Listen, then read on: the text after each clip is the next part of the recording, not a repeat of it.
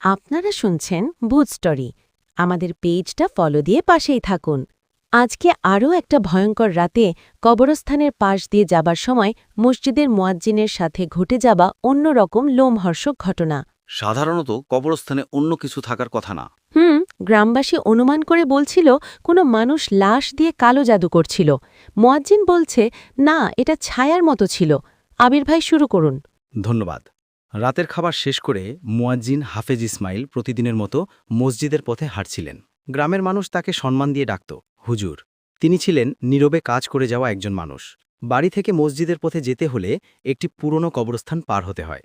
গ্রামের সব মানুষই এ পথ এড়িয়ে চলে, কিন্তু ইসমাইল সাহেব কখনো ভয় পাননি। বহু বছর ধরে রাতের অন্ধকারে একাই সেখান দিয়ে হেঁটেছেন। তবে কয়েক সপ্তাহ ধরে তিনি কিছু অদ্ভুত পরিবর্তন লক্ষ্য করছিলেন। কবরস্থানের পাশ দিয়ে হাঁটতে গেলেই রাতের নীরবতা ভেঙে উঠত এক ধরনের অস্বাভাবিক হাওয়া, একটি চাপা, ধীরে চাপড়ে ওঠা আওয়াজ। প্রথম প্রথম তিনি ভেবেছিলেন রাতের পোকামাকড়ের শব্দ, কিন্তু ধীরে ধীরে শব্দগুলো আলাদা ধরনের হয়ে উঠল। মনে হচ্ছিল শব্দের উৎস কবরের ভিতর থেকে, যেন কেউ খুব নিচু কণ্ঠে কিছু মন্ত্র পড়ছে। এক রাতে তিনি থেমে আরও মন দিয়ে শুনলেন। কবরের ভিতর থেকে আসা আওয়াজটি খুব ভারী, ধীর, টানটান। এই শব্দ মানুষের কিনা তিনি নিশ্চিত হতে পারলেন না। তার বুকের ভেতর এক অজানা শীতলতা নেমে এলো। তবুও তিনি নিজেকে শান্ত করলেন। নিশ্চয়ই ভুল শুনছি, নিজেকে বোঝালেন তিনি। কিন্তু ঘটনা এখানেই থামেনি। পরদিনও একই সময় একই জায়গায় তিনি আবার সেই শব্দ শুনলেন। তারপর তৃতীয় দিনও শব্দ এবার আরও স্পষ্ট, আরও ব্যস্ত, আরও অস্বাভাবিক হয়ে উঠল। তিনি হাঁটা থামিয়ে টর্চটি জ্বালালেন। টর্চের আলো কবরের উপর পড়তেই তিনি লক্ষ্য করলেন একটি পুরনো কবরের পাশের মাটি অদ্ভুতভাবে নড়াচড়া করছে, যেন খুব অল্প বাতাসের দোলাও নেই, তবু ভাসগুলো কাঁপছে। তারপর হাওয়ার মতো দৌড়ে গেল একটি ছায়া। 1 সেকেন্ডেরও কম সময়। মানুষের ছায়ার মতো লাগল, কিন্তু যেন মাটির স্পর্শ ছাড়াই চলে গেল। এরপর তিনি দ্রুত মসজিদের দিকে হাঁটা শুরু করলেন। তার হাতের টর্চ কমে কমে নরম আলো দিচ্ছিল। মনে হচ্ছিল আলোও যেন ভয়ে কেঁপে উঠছে। সেদিন ফজরের আগে তিনি কাউকে কিছু বলেননি। ভেবেছিলেন এটি হয়তো ক্লান্ত চোখের ভুল। কিন্তু কাহিনী আরও ভয়ঙ্কর দিকে মোড় নিল পরের সপ্তাহে। এক রাতে খাবার শেষে তিনি বের হতে একটু দেরি হয়ে যায়।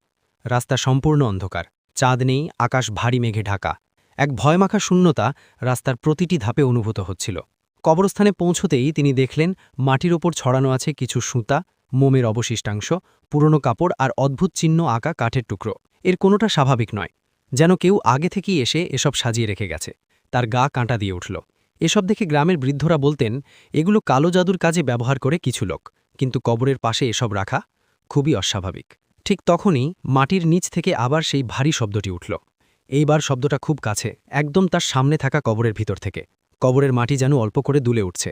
ইসমাইল সাহেব এগিয়ে যেতেই তার টর্চ আর কাজ করল না। কিছুক্ষণ পরে টর্চ নিভে গেল। হঠাৎ অন্ধকার তাকে ঘিরে ধরল। কয়েক সেকেন্ডের জন্য তিনি শুধু সেই শব্দ শুনলেন, ভারী, গভীর, চাপা। মনে হচ্ছিল কেউ যেন কিছু পড়ে যাচ্ছে মাটির ভিতর থেকে। হঠাৎ ডান পাশের গাছগুলোর ছায়া লম্বা হতে হতে অদ্ভুতভাবে বাঁকা হয়ে গেল। মনে হলো যেন আত্মা দাঁড়িয়ে আছে। যেই হোক, সেটি মানুষের মতো স্থির ছিল না, বরং ছায়ার মতো দুলছিল, বদলাচ্ছিল। ইসমাইল সাহেব শ্বাস নিতে ভুলে গেলেন। তারপর মনে পড়ল তিনি দোয়া জানেন। তিনি ধীরে কুরআনের কয়েকটি আয়াত পড়তে শুরু করলেন। আয়াত পড়া শুরু হতেই চারপাশের অদ্ভুত কম্পন থেমে গেল। কবরের ভিতরের অস্বাভাবিক শব্দেও হঠাৎ শেষ হয়ে গেল, যেন কেউ তাৎক্ষণিকভাবে নীরব হয়ে গেছে। তিনি আবার টর্চ জ্বালাতে গেলে আলো নিজে থেকেই জ্বলে উঠল। তার সামনে থাকা কবরটি এখন শান্ত, স্থির, স্বাভাবিক। পরের দিন সকালে তিনি গ্রামের ইমামকে সমস্ত ঘটনা বললেন। ইমাম গ্রামের কয়েকজন সম্মানিত ব্যক্তি আর আরও কয়েকজন যুবক নিয়ে কবরস্থানে গেলেন। সেখানে পাওয়া গেল আগের রাতের অস্বাভাবিক জিনিসগুলো, সুতা, মোম, পুরনো কাপড়, অল্প খোঁড়া মাটি।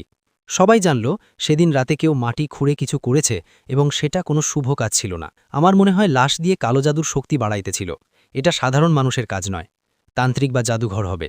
কিন্তু ইসমাইল সাহেব যেটা দেখেছিলেন, সেই ছায়ামূর্তি, সেই কম্পন, সেই অদ্ভুত আওয়াজ, এসবের কোনো ব্যাখ্যা কেউ দিতে পারল না। লোকেরা শুধু অনুমান করল কেউ হয়তো কবরের মাটি ব্যবহার করে কালো জাদু করছিল।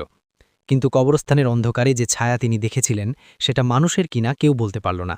সেদিন থেকে ইসমাইল সাহেব কবরস্থানের পাশ দিয়ে যেতে দোয়া পড়া অভ্যাসে পরিণত করলেন। আর কখনও একই রকম অদ্ভুত শব্দ শোনেননি।